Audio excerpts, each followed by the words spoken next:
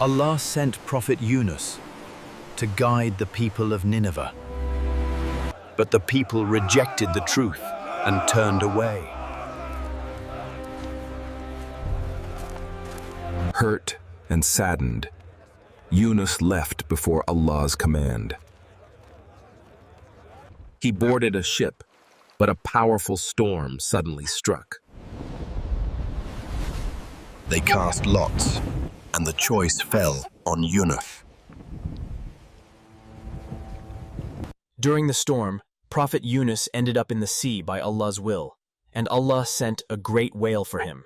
During the storm, Prophet Yunus ended up in the sea by Allah's command, and Allah sent a great whale for him. In the darkness, Yunus turned to Allah with sincerity.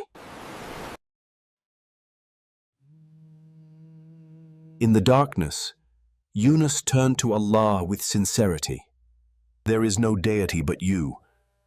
Glory to you, indeed I have been of the wrongdoers. Allah accepted his dua and guided the whale to the shore. By Allah's mercy, the whale released him safely.